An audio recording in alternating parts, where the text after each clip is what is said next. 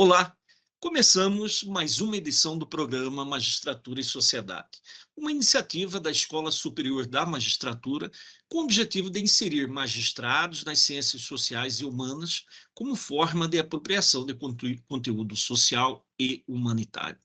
Conversamos hoje com o juiz do Estado de Mato Grosso, Dr. Vanderlei José dos Reis, pós-doutor em Direito pela UNIME, da Itália, doutor em Direito em Ciências Jurídico-Políticas, é graduado em Matemática e Direito e também possui 14 especializações universitárias no Brasil e Europa, além de possuir mais de 200 cursos de extensão em universidades do Brasil, Argentina, Estados Unidos e Europa. Foi aprovado para a carreira de magistrado como primeiro colocado de sua turma, tomando posse em 2003, na comarca de Chapada dos Guimarães. Atualmente, jurisdiciona em Rondonópolis, onde é coordenador do Sejusc de Rondonópolis, Mato Grosso, e titular da segunda vara especializada de família e sucessores. Além de juiz, também é escritor, articulista, palestrante, doutrinador, professor, formador da Escola Nacional de Formação e Aperfeiçoamento de Magistrados e da Escola Superior da Magistratura de Mato Grosso, membro da Academia Mato Grossense de Letras e da Academia Mato Grossense de Magistrados. Como escritor, é autor de 11 livros, dentre eles Controle de Constitucionalidade, Teoria e Evolução, Toga e Pellegrini, além de Direito, Cidadania e Contemporaneidade. Antes da magistratura, foi militar na carreira do Exército Brasileiro, servidor de carreira da Justiça Eleitoral e delegado de polícia. Seja bem-vindo, doutor Vanderlei. Obrigado, doutor Gonçalo. É uma honra estar aqui, é uma satisfação enorme estar participando do programa Magistratura e Sociedade do Tribunal de Justiça de Mato Grosso, que promove essa impasse entre a magistratura, os magistrados e a sociedade. Uma alegria estarmos juntos. Vamos conhecer um pouquinho do professor Vanderlei. Antes de ingressar na magistratura, da qual o senhor tem 20 anos já de carreira, e é bom frisar, passou em primeiro lugar no concurso, né? Qual as suas experiências profissionais anteriores, professor Vanderlei? Doutor Gonçalo, Deus é bom, eu costumo dizer, Deus é maravilhoso. E ele me proporcionou ainda cedo, com 19 anos, de ser aprovado em concurso público federal do Exército Brasileiro, e com 20 anos, estava lá na Escola de Sargento das Armas, em Três Corações, Minas Gerais, me formando sargento de carreira do Exército. E no Exército ficamos praticamente 7 anos. Depois disso, depois de concluirmos a faculdade de Matemática, ingressarmos na faculdade de Direito, passamos no concurso público federal também, do Tribunal Regional Eleitoral de Mato Grosso do Sul. Ficamos ali cerca de 3 anos. E com a conclusão da segunda faculdade, a Faculdade de Direito, fomos aprovados aqui também, graças a Deus, em primeiro lugar no concurso de delegado de polícia, e por isso viemos para Mato Grosso. E logo em seguida prestamos o concurso da magistratura. Então foram 4 concursos, 4 aprovações, e trouxemos para a magistratura, além aí desses 10 anos de serviço público, trouxemos muita experiência de vida, muita vivência, e isso é muito importante para o exercício profissional da magistratura. A magistratura, professor Vanderlei, quais as comarcas em que jurisdicionou? A nossa Eu não... carreira, a nossa carreira começou em Chapada dos Guimarães, no Olha ano de só. 2013.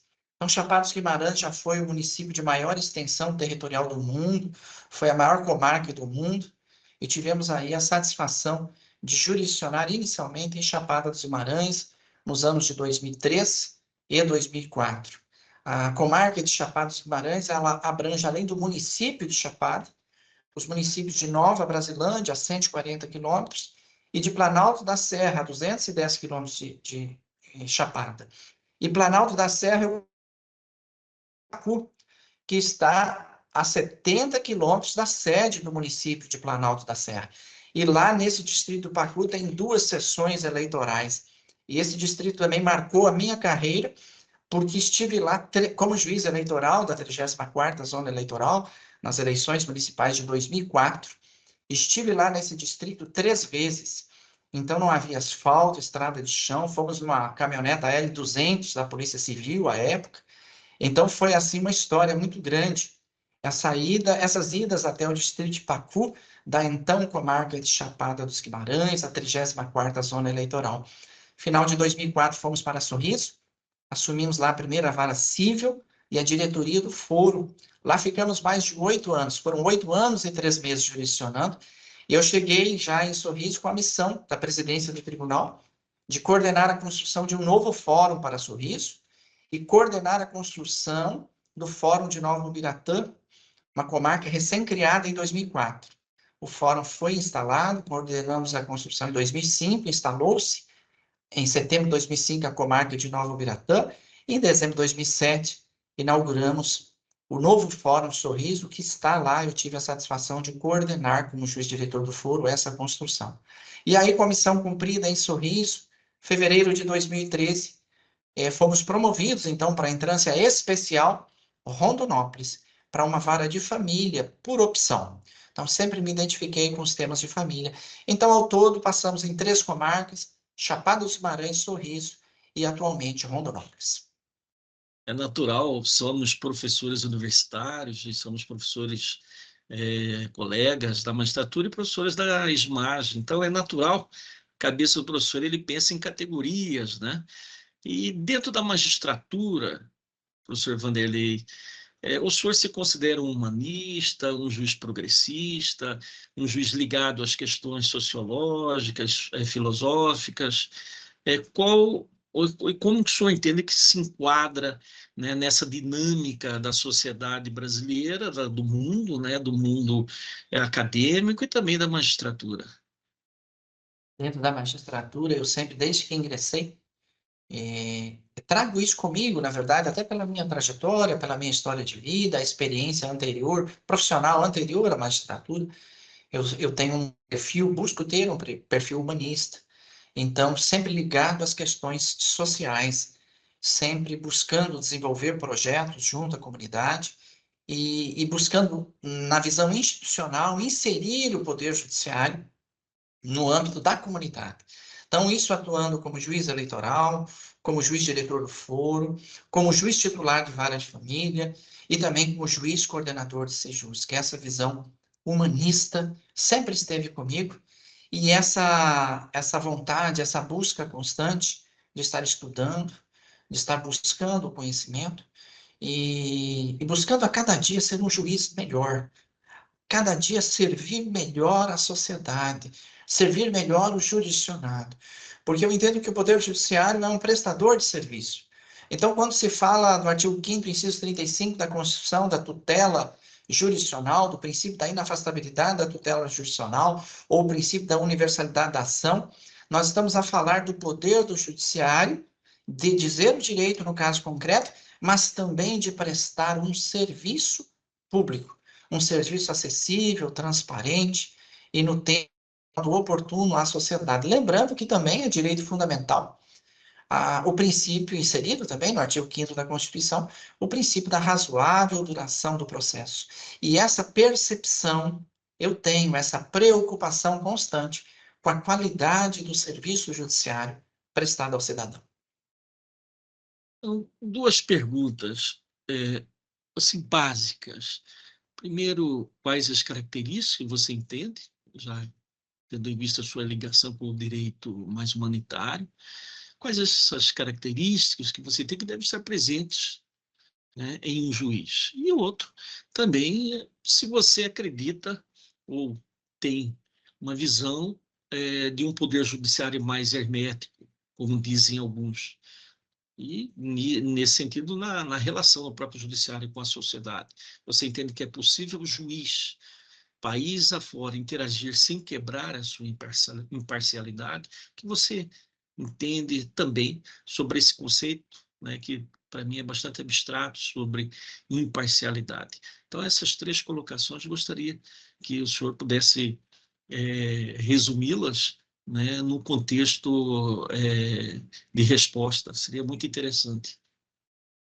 Para falar de características do magistrado, eu lembro que no curso de formação, no curso inicial de formação, dos novos magistrados aqui de Mato Grosso, onde já tenho a oportunidade, aí o privilégio de lecionar a 8 turmas consecutivas na disciplina Diretoria de Foro e Gestão Judiciária, eu sempre digo a eles que o que se espera de um magistrado, e eu me deporto a Sócrates.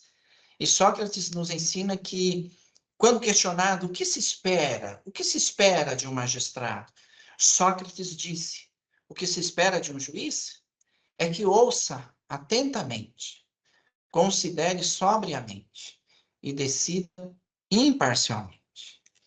Então, ele nos traz 3 atributos predicados de um magistrado: ouvir atentamente, então atenção ao ouvir, sobriedade ao considerar, imparcialidade ao julgar. Então, vejo essas como características, sim, necessárias de um juiz, mas eu acrescento outras, e eu busco praticar isso no meu exercício profissional. Primeira característica a acrescentar de um juiz é coragem. Eu digo aos novos colegas magistrados que magistratura não é lugar de covarde. O magistrado tem que ter coragem. Coragem para condenar, quando a maior parte da sociedade cerra fileiras pela absolvição. Ou por absolver, quando esta mesma sociedade peça ou clame por condenação, porque o juiz não julga segundo o clamor popular. O juiz julga segundo a Constituição, segundo as leis e segundo o seu convencimento formado a partir da análise das provas constantes dos autos, à luz desses instrumentos normativos subjacentes. Então, o juiz tem que ter coragem. O juiz tem que ter amor. Com amor incondicional à toga. Por isso decidi que depois que ingressei na magistratura, eu me dedico exclusivamente à carreira. Então, o amor à toga implica muitas coisas. Muitas abdicações, muitas renúncias, muitos sacrifícios. Então, eu me recordo, por exemplo, de fazer júris em Chapada dos Guimarães no início da carreira, e esses júris avançaram à madrugada. De fazer audiências nas varas de família, audiências criminais, audiências que avançaram à noite. Isso é ter amor à profissão. Essa manifestação de amor à profissão, de amor à toga, de diversas formas. Então, eu entendo que o juiz tem que amar a magistratura, que é um sacerdócio. Além disso, o juiz tem que ter essa humanidade. Humanidade no trato com as pessoas. Ele tem que ver o seu semelhante como um igual, como um par. A palavra de Deus diz que o mandamento maior é o amor, né? O apóstolo Paulo fala do amor como dom supremo, e Jesus disse amar o seu próximo como a ti mesmo. Isso eu busco praticar no dia a dia, essa humanista do juiz. E por fim, o juiz deve ter humildade. Então, nosso sacerdócio é quase que um sacerdócio divino. O juiz decide sobre bens preciosos da sociedade, sobre valores. Ele trata da questão no âmbito penal e os libertados. Ele manda encarcerar ou não. Ele delibera sobre a liberdade das pessoas. Ele delibera sobre o patrimônio das pessoas, sobre o estado de pessoas. Então, o juiz precisa ter humildade no exercício da judicatura. E é possível o juiz ser, vamos dizer, manter a sua imparcialidade, que é predicamento básico do exercício da profissão, e interagir com a sociedade? Entendo que sim, é possível. E tanto no âmbito eleitoral, quanto no âmbito jurisdicional, na atuação, na sua vara, é possível sim, dentro da sua competência, da competência da sua unidade jurisdicional, interagir com a sociedade e quebrar um pouco dessa visão que algumas pessoas têm de que o judiciário é hermético, o judiciário é fechado, é enclausurado, é encastelado para alguns. E daí, nesse aspecto do possível hermetismo, eu trabalhei a fundo essa questão agora no segundo doutoramento em Portugal, se de fato há esse hermetismo e como se poderia mitigar essa imagem que parte da sociedade tem do judiciário. E essa análise é complexa. E aí nós, em resumo, podemos dizer que o judiciário, apesar de ser um poder estatal, é um braço do Estado, juntamente com o legislativo e executivo, ele desempenha uma função diferente dos outros poderes. E a própria forma de legitimação dos magistrados e aqui no Brasil não há eleição de juiz, o juiz é legitimado nos termos da Constituição. Então, no primeiro grau, é por concurso público de provas e títulos, e no segundo grau, pela promoção dos juízes, ou pelo Instituto do Quinto Constitucional, do artigo 94 da Constituição, superiores na forma indicada na Constituição. Então, a legitimação dos magistrados do Poder Judiciário brasileiro, ela é diferente da legitimação dos integrantes, dos membros do Legislativo e Executivo. E aí, lá, tem-se a figura do voto popular. Então, os membros daqueles poderes, Legislativo e Executivo, eles estão numa condição mais próxima do cidadão, da sociedade, até pela forma de legitimação no poder. Então, o Poder Judiciário, pela sua forma de legitimação, pela sua forma institucional de atuação, com observância de regras constitucionais rígidas, de procedimentos rígidos, com observância do devido processo legal, aí, com ampla defesa, com o contraditório, constitucionalmente previstos, isso, de certa forma, o distancia do cidadão, até mesmo com a imparcialidade, nesse conceito, de certa forma, abstrato, com a imparcialidade que o magistrado deve ter no julgar, essa equidistância que o magistrado deve ter das partes. Então, essa série de fatores, a meu ver, de certa forma, distanciam o judiciário da sociedade. Mas com a realização de projetos e o judiciário interagindo com a sociedade, isso pode ser mudado. E eu vejo aí uma sinalização muito positiva com o advento do CNJ em 2004, a Emenda Constitucional 45, e o CNJ vem trazendo aí essa visão de unidade do Poder Judiciário Nacional e trazendo várias iniciativas, várias performances do judiciário mais próximo do cidadão. E isso é deveras salutar. Me ocorre agora, por exemplo, a questão da utilização, a exortação à utilização de uma linguagem mais simples por parte dos juízes. Isso aproxima o cidadão do judiciário, porque o cidadão consegue se ver na sentença, ele consegue se ver nas decisões do juiz mais próximas daquele linguajar mais acessível do cidadão. Então, são vários projetos também aí, a questão da justiça restaurativa. 2023 foi o ano do judiciário, eleito pelo CNJ, o ano do judiciário nas escolas. Isso tudo vem aproximar o judiciário do cidadão para nós quebrarmos um pouco dessa imagem de hermetismo que alguns têm do Poder Judiciário. Bacana, bonito. Professor Vanderlei, 3 categorias básicas citadas pelo senhor, a imparcialidade, a humildade, a coragem, teria uma escala de prioridade entre elas? Coragem, humildade e esse amor aí, incondicional à toga. Na verdade, se nós formos analisar a fundo o amor vai abarcar essas outras, né? Ele tem uma densidade muito grande.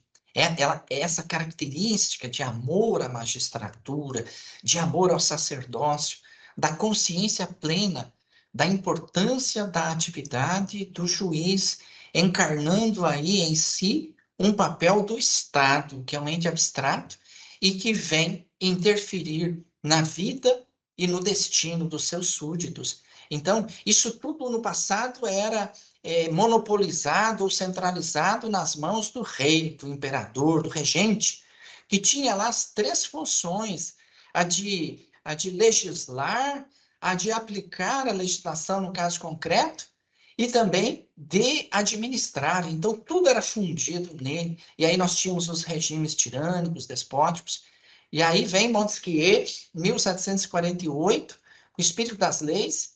Mas antes dele, já outros filósofos, como Aristóteles, o Estagirita, lá, 384, 322 a.C., já defendia, de uma forma preliminar, histórica, a necessidade de divisão das funções estatais, a necessidade de o Estado ter uma especialização nas funções e de que essas funções não fossem todas centralizadas na mão de uma só pessoa, e exatamente para evitar aí a tirania. Então, esse papel do magistrado é muito importante e essa consciência no exercício profissional com humildade. É importante, ou são importantes os projetos sociais? Sim, os projetos sociais são muito importantes no exercício da magistratura. E como disse, Deus me permitiu a oportunidade aí de desenvolver projetos e essa ligação, né, com a academia, essa ligação com a sociedade. Eu me recordo que, como servidor do TRE de Mato Grosso do Sul, eu participei lá, tive a oportunidade de participar da implantação das urnas eletrônicas e ainda nas eleições de 96, 98 e 98, as urnas eletrônicas vieram em 96, 1996, 98 expandiu. E nessa expansão, Dourados, com a 18ª e a 43ª zonas eleitorais foram abridas e eu estive ali à frente desenvolvendo esse projeto junto à comunidade, ensinando os eleitores a votar na urna eletrônica. Aquilo que parecia ser algo assim muito distante, nós trouxemos para o campo da concretude. E na magistratura não foi diferente, mesmo em Chapada dos Guimarães, uma comarca com muitos processos, à época vara única, eu consegui desenvolver projetos sociais, um deles foi o Minuto Eleitoral, e esse Minuto Eleitoral, eu como juiz da 34ª Zona Eleitoral, vinha na rádio FM Natureza de Chapada dos Guimarães, à época só tinha ela, e trazia inserções de 1 minuto para os eleitores, onde eu trazia a pergunta e trazia a dúvida e a resposta. Então, perguntava e respondia. E isso eu selecionava em função de dúvidas corriqueiras dos eleitores. Minuto eleitoral, mais de 40 diferentes inserções nas eleições de 2004, foi um sucesso. Depois adotei em Sorriso, também esse projeto na Justiça Eleitoral, na 43ª Zona, e aqui em Rondonópolis da mesma forma, na 46ª, e desenvolvi um outro projeto, que foi o Voto Consciente, junto às escolas, palestrando aos jovens eleitores, exortando a respeito da necessidade de votarem, de participarem do processo eleitoral e da importância do voto consciente para a democracia. Depois, como diretor de foro, aí vários projetos, já falei das construções dos fóruns, e tem um projeto muito lindo que eu coordenei, e grande alcance social também, o judiciário interagindo com a sociedade, que foi o projeto Pequeno Cidadão. Um projeto que visa a conscientização do reconhecimento voluntário da paternidade. E em 2008, lá em Sorriso, coordenamos pela primeira vez como diretor do foro, e foi um grande sucesso.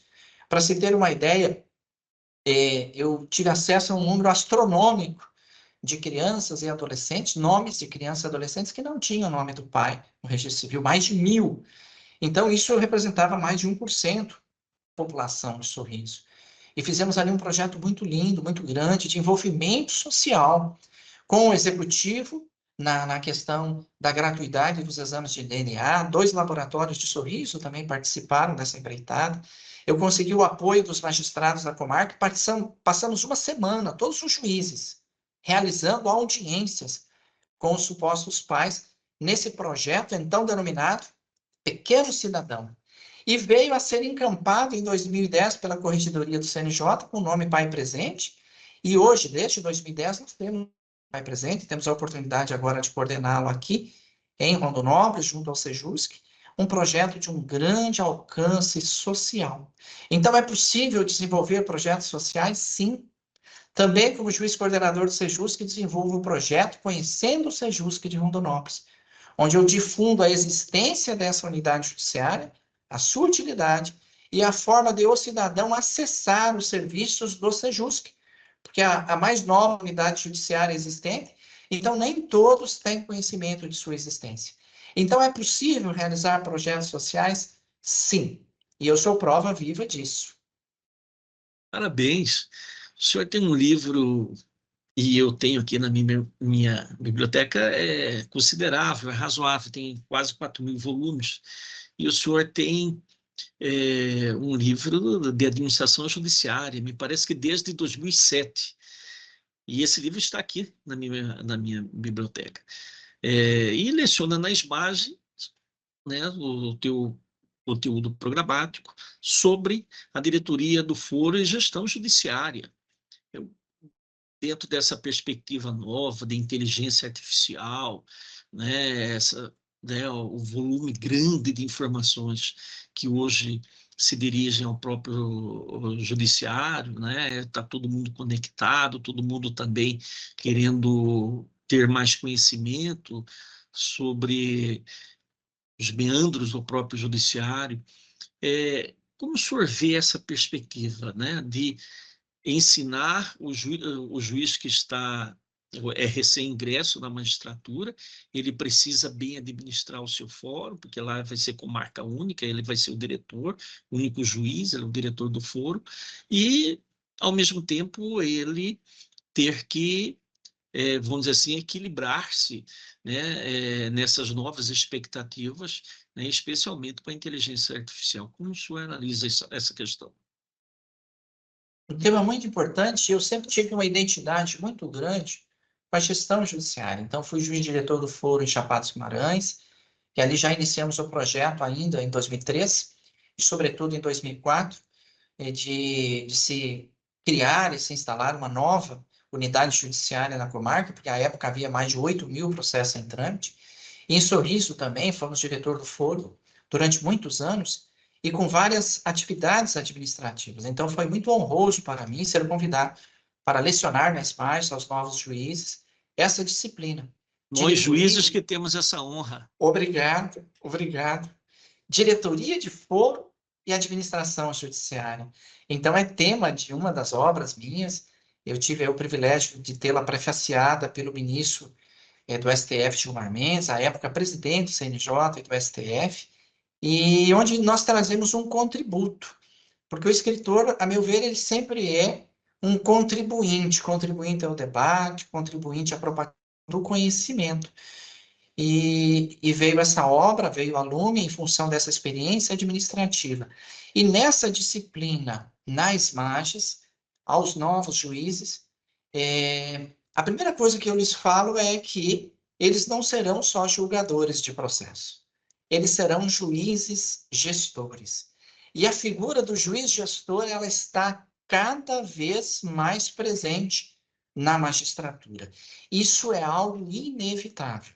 Então, mesmo no exercício da atividade jurisdicional da sua unidade, da sua vara judicial, o juiz vai gerir pessoas, vai gerir material, ele vai gerir sistemas, ele será gestor.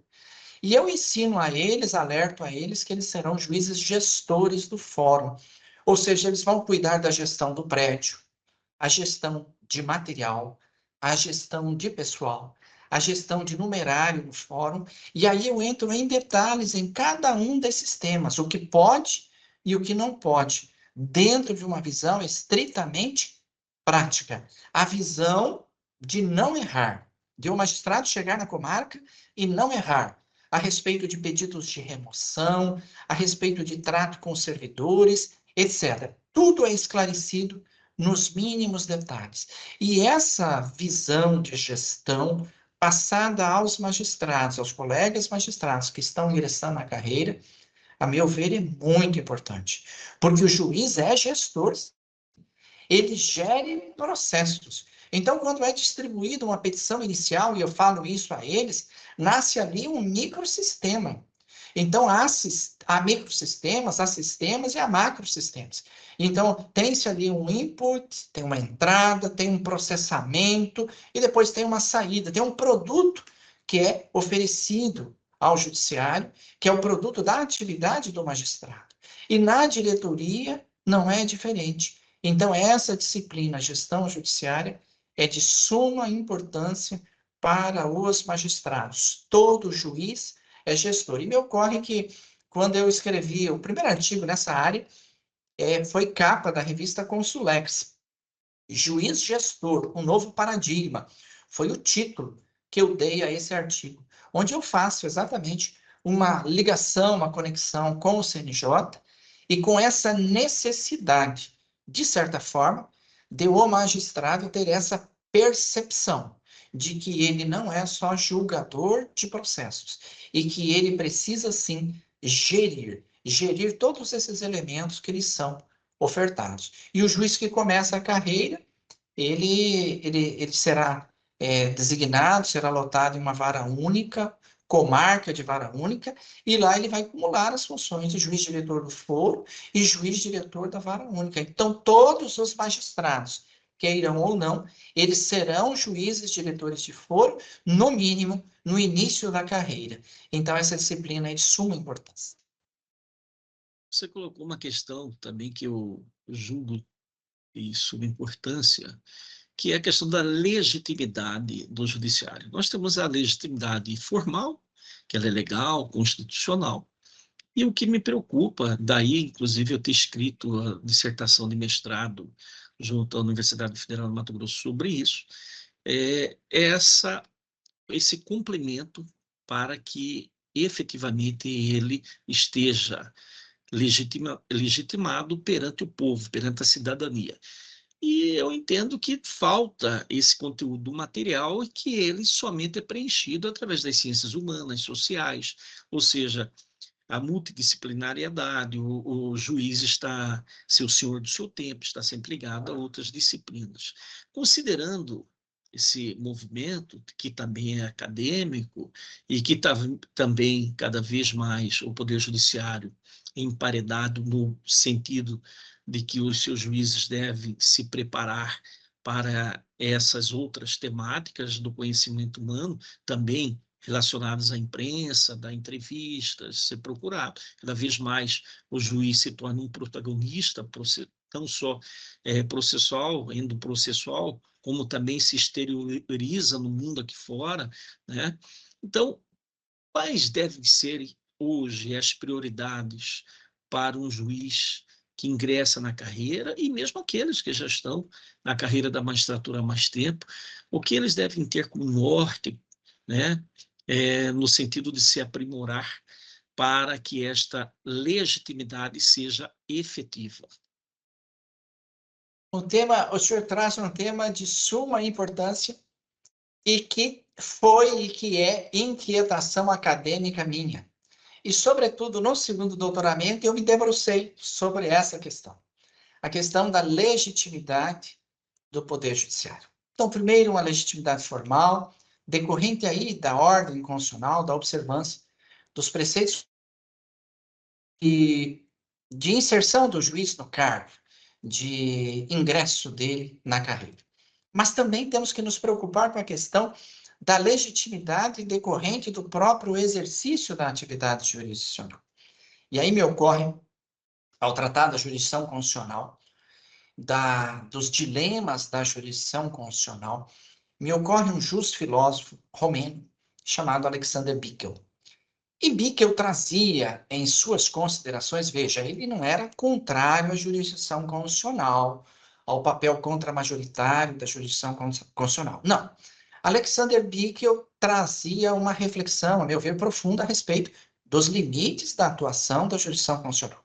E ele dizia, em 3 situações, o judiciário tem que se repensar e ele deve se abster de julgar.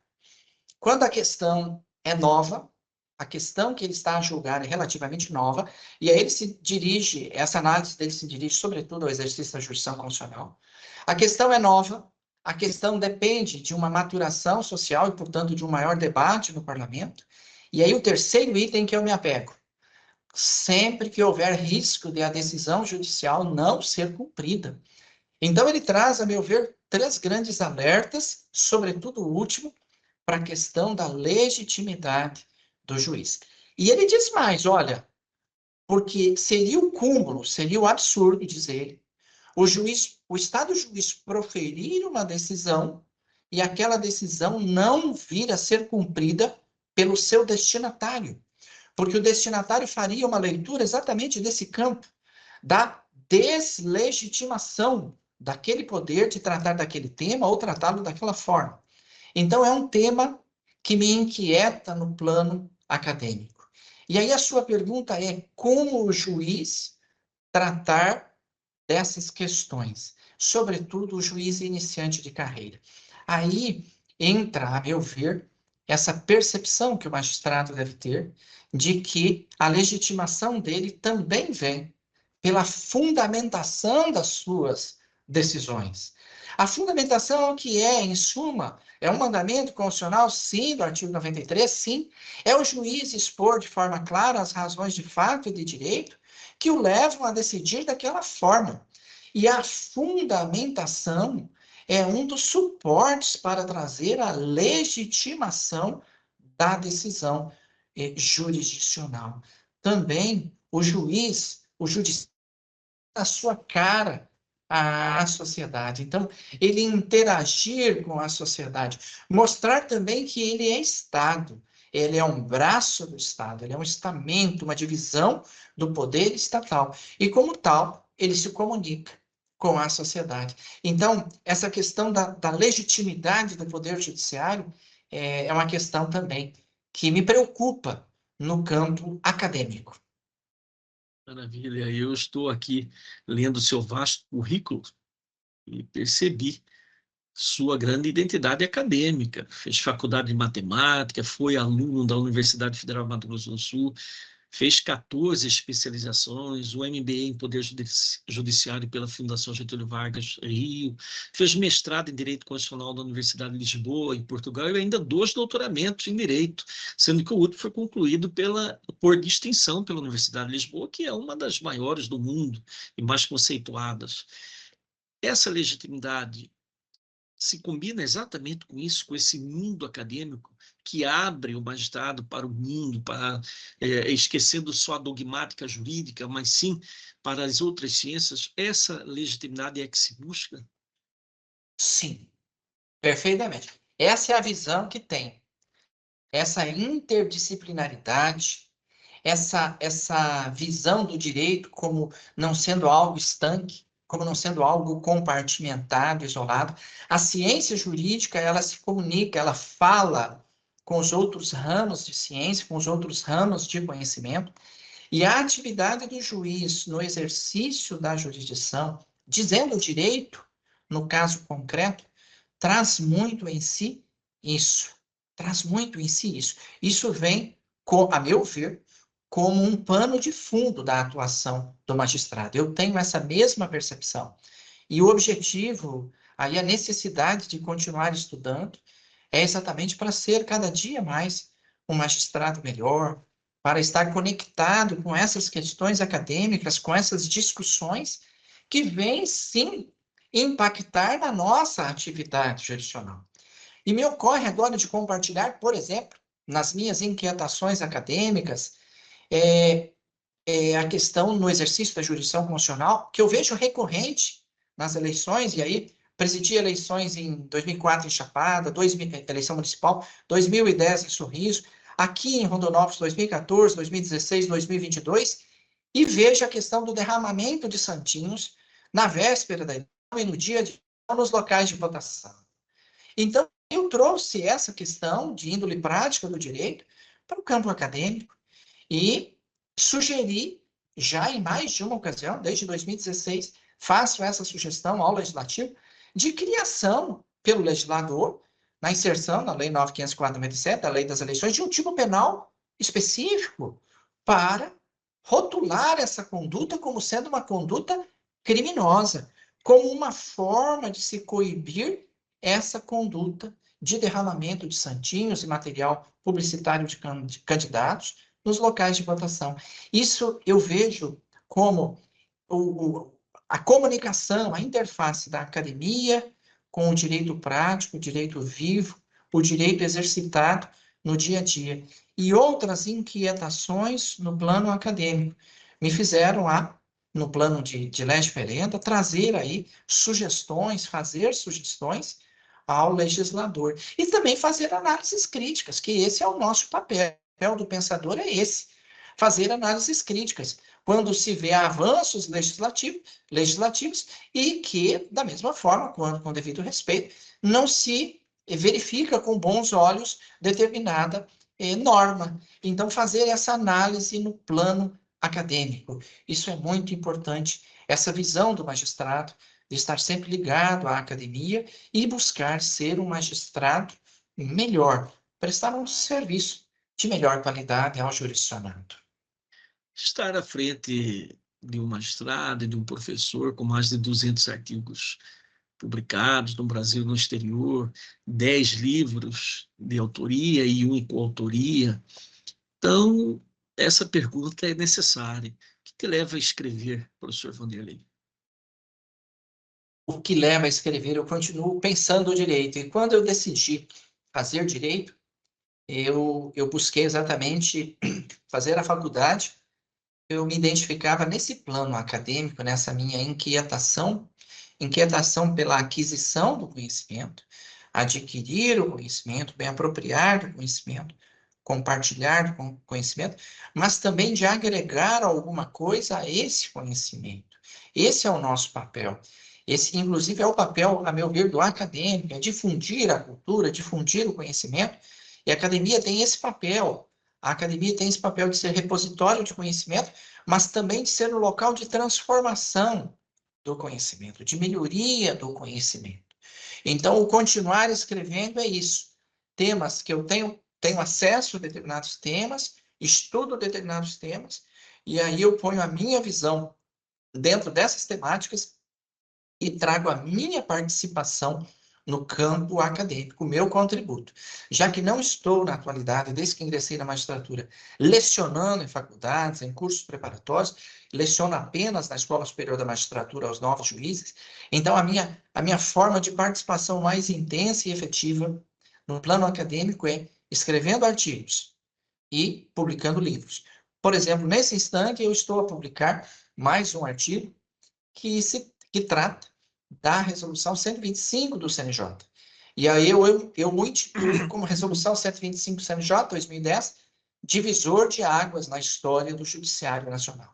E eu faço ali considerações sobre esse ato normativo expedido pelo CNJ, que, a meu ver, instituiu, na verdade, um divisor de águas na história do Poder Judiciário, com a criação do SEJUS, que é o Centro Judiciário de Solução de Conflitos e Cidadania, uma nova unidade judiciária de primeiro grau, e trouxe aí a autocomposição como uma forma de enfrentamento dos conflitos de interesse. Então, o Poder Judiciário instituiu, através dessa resolução, uma política judiciária nacional de tratamento adequado dos conflitos.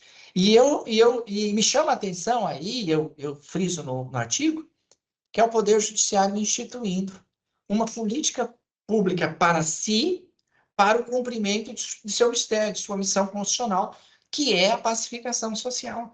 E isso, a meu ver, rompe paradigmas na história do judiciário, porque o judiciário passa a se preocupar não só com o processo, não só com a lide, o conflito de interesse qualificado pela pretensão resistida, não só o processo em si já existente, ele se preocupa com o conflito na sociedade, em resolver esse conflito, para que ele não se transforme em mais um processo no judiciário, para que ele não emperre a máquina judiciária, para que ele não atrase a prestação jurisdicional.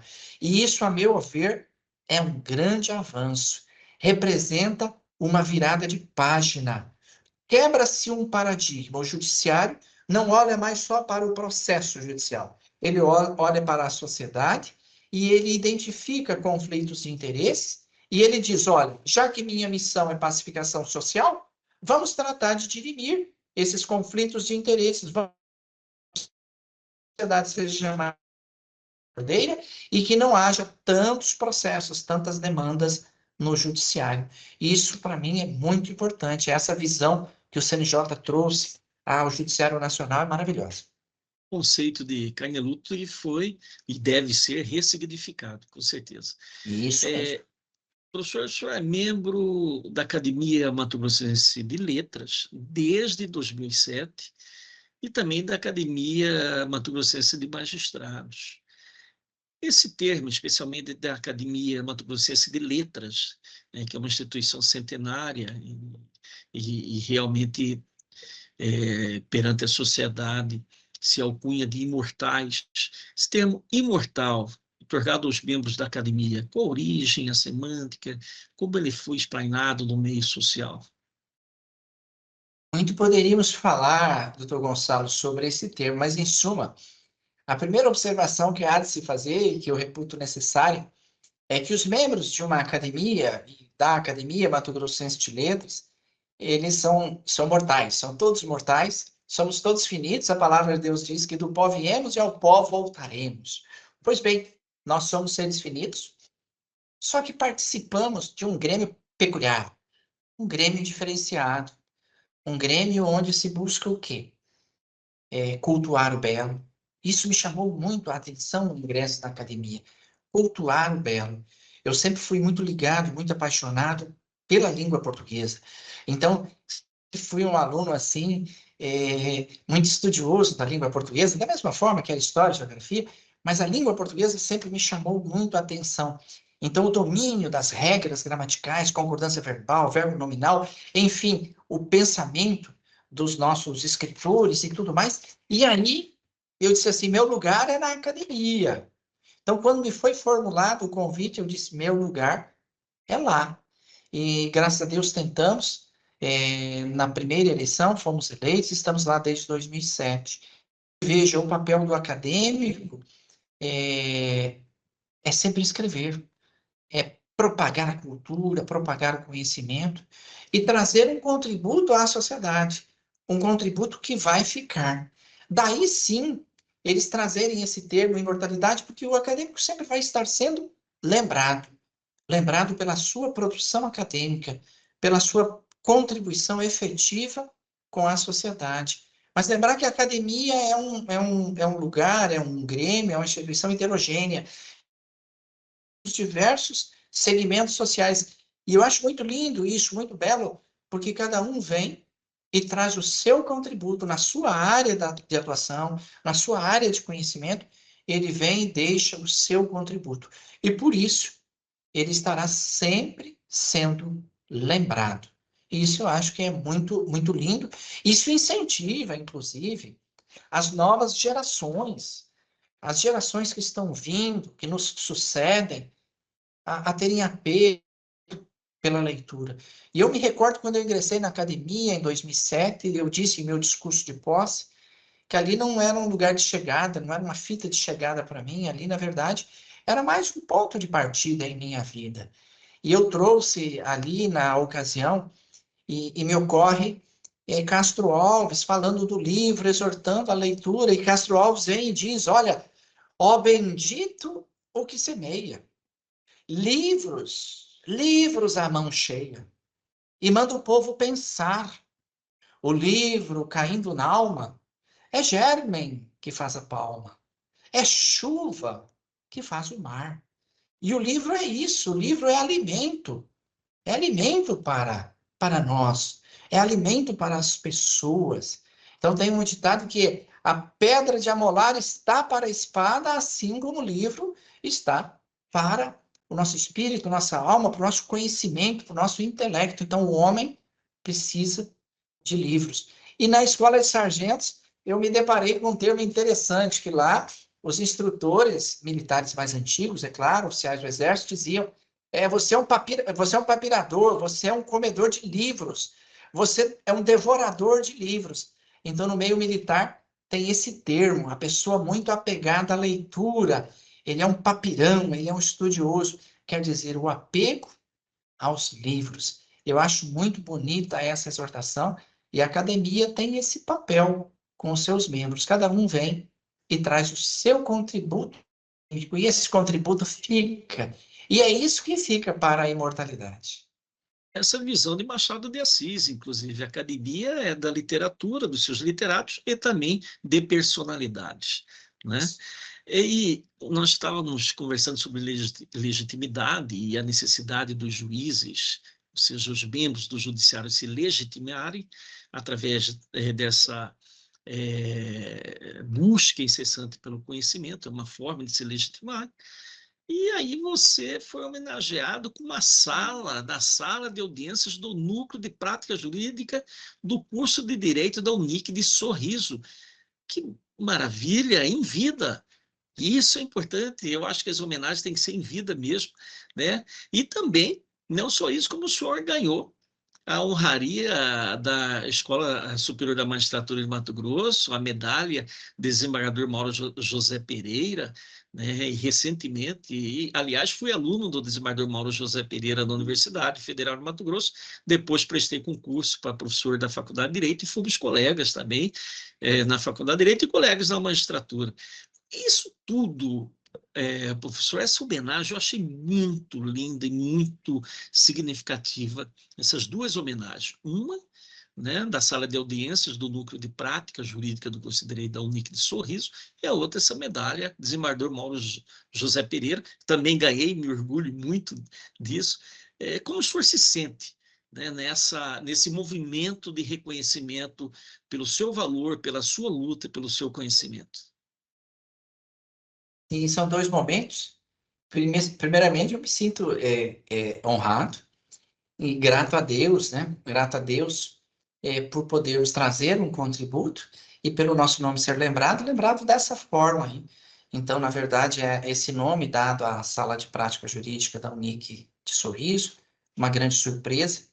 Mesmo não estando ligado lá à Unic, lecionando efetivamente no curso, não leciono, mas sempre estive lá patrando, desenvolvendo esses projetos sociais.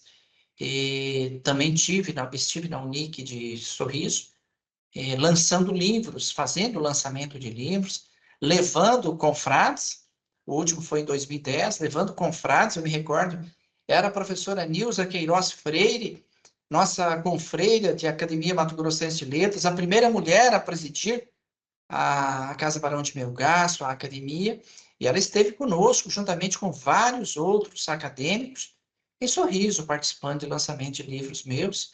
Isso me deixou muito feliz.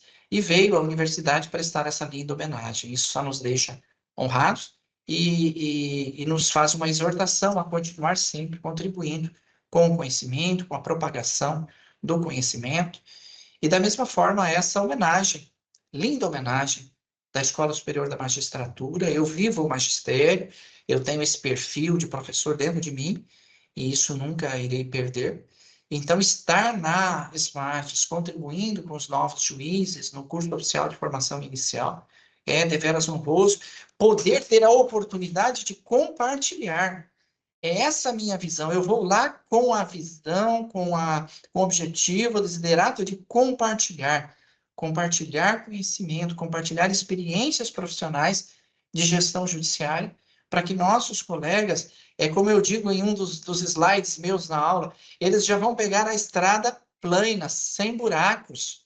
Então, nós enfrentamos uma estrada mais cheia de buracos e de pedras, e aí eles já vão pegar uma estrada mais limpa, um caminho mais tranquilo, onde nós já passamos aí de maneira pronta para eles os chamados macetes, as dicas, as observações, as experiências profissionais de gestão judiciária, e para que eles sejam juízes diretores de foro excelentes, porque eles tenham essa excelência na atuação como magistrados. E me recordo que eu trago para eles, por exemplo, nas aulas, conceitos de gestão, por exemplo, o ciclo do PDCA, de planejar, de fazer, de corrigir e atuar corretivamente. Tudo isso eu trago de maneira prática na atuação do magistrado, na função de diretor do foro.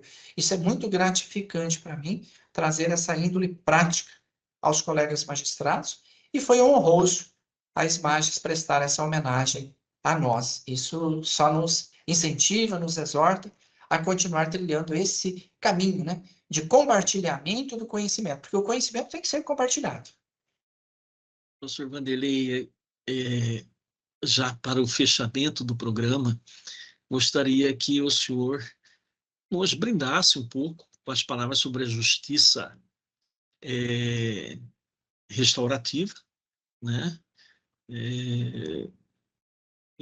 Como blinde para todos nós, para avançarmos no conhecimento e no entendimento do que seja a justiça restaurativa, que eu sei que o senhor trabalha muito bem essa temática, e já para as vossas considerações finais também. Então, vamos lá, muito obrigado. Então, falar de justiça restaurativa num tempo apertado é difícil, uma tarefa difícil, mas vamos buscar sintetizar. Então, o que é a justiça restaurativa? A justiça restaurativa, a meu ver, é simplesmente uma filosofia, é um método de tratar os conflitos de maneira diferenciada. E na justiça restaurativa chama a atenção que, além de olhar para a figura do ofensor, vai se olhar para a figura da vítima. Também vai se trazer a comunidade a participar desse processo. Então, nós temos ofensor, nós temos vítima, e nós temos a comunidade participando do processo de restauração, vamos chamar assim, restauração do dano causado por aquele crime, por aquele fato típico antijurídico, por aquele fato antissocial que trouxe, na verdade, uma fratura social.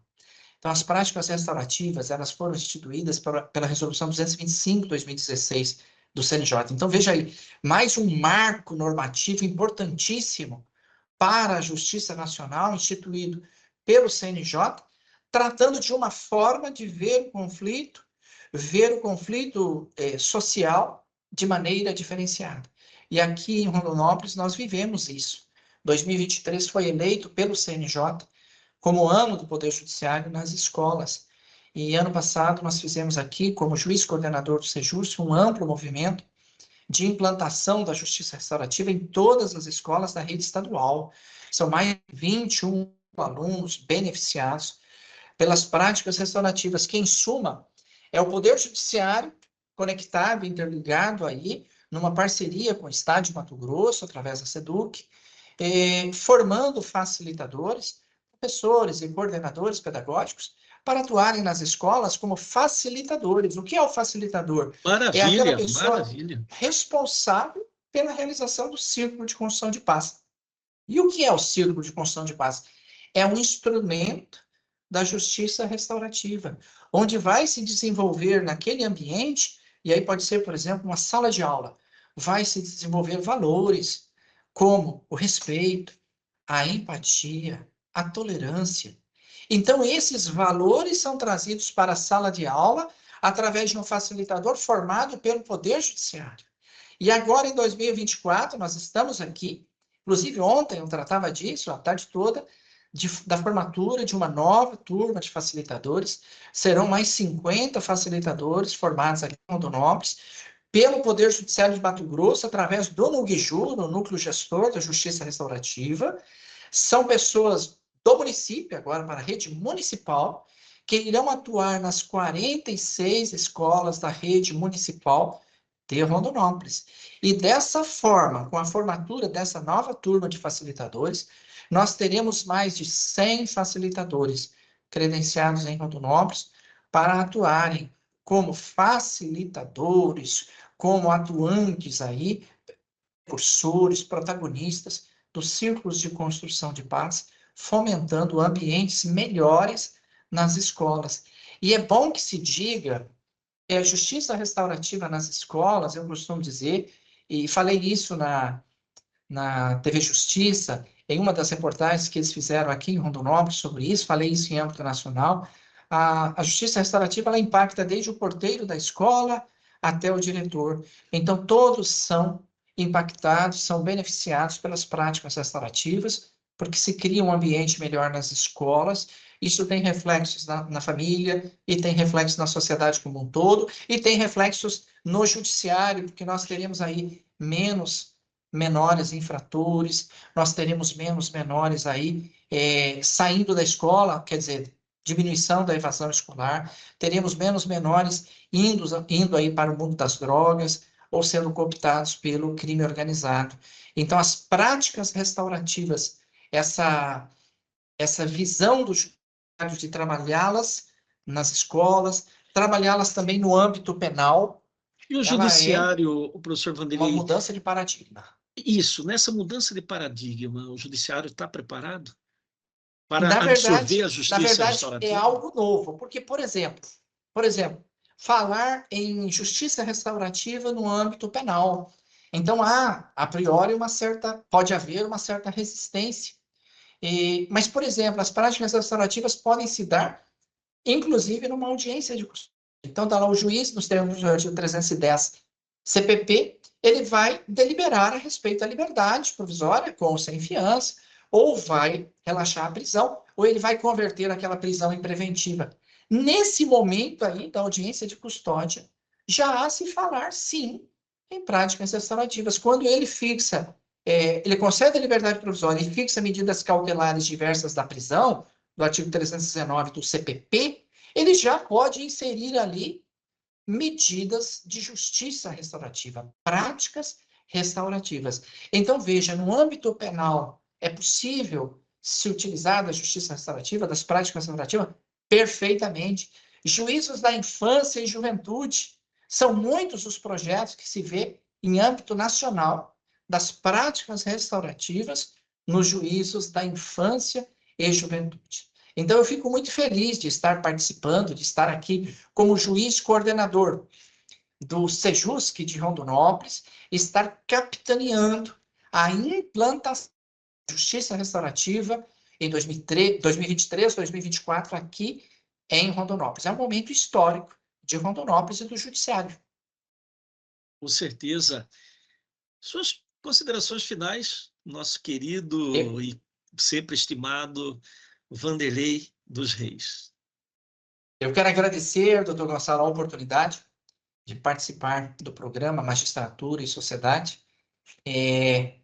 Parabenizar o tribunal, parabenizar o senhor por essa iniciativa, por estar aí fomentando esse diálogo dos magistrados com a sociedade, e é também, a meu ver, uma forma de interação, de interface do judiciário com a sociedade, porque o judiciário está vindo e mostrando à sociedade quais são as suas percepções, qual a análise crítica que faz, inclusive a autoanálise, porque isso é muito importante. Nós olharmos para o nosso próprio umbigo e vermos no que estamos falhando, no que nós podemos melhorar. Essa autoanálise é importantíssima. E nada melhor que magistrados fazerem isso em diálogo com a sociedade. Então, foi uma honra, um privilégio estar aqui, trocando ideias sobre a nossa visão aí do Poder Judiciário, a visão acadêmica, enfim, a nossa participação aí nesse cenário jurídico. A honra sempre é nossa, professor Vanderlei. Tá aí. Conversamos hoje com este brilhante magistrado, brilhante homem da academia, e não só academia como banco universitário, mas academia, né, da imortalidade, academia das letras, né, que é o juiz Vanderlei José dos Reis, a quem agradeço por participar desse programa. Foi um momento, todos presenciamos, muito proveitoso. Aproveito o momento também para exortá-los a assistir mais um encontro no programa Magistratura e Sociedade, né, e que me acompanhem também, né, e assim como a minha equipe técnica no YouTube, né, no Instagram da SMAGE, no meu Facebook e Instagram, que é o Bedelho Filosófico, né?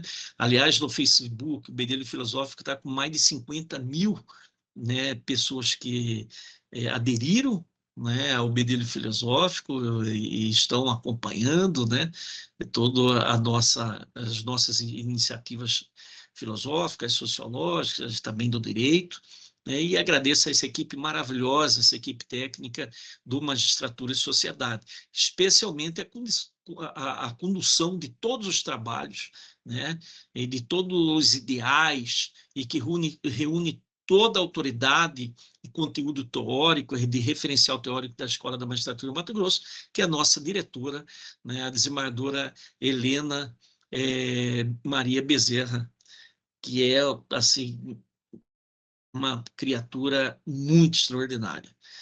E, assim, fechamos por aqui e até o próximo programa. Que assim seja. Amém.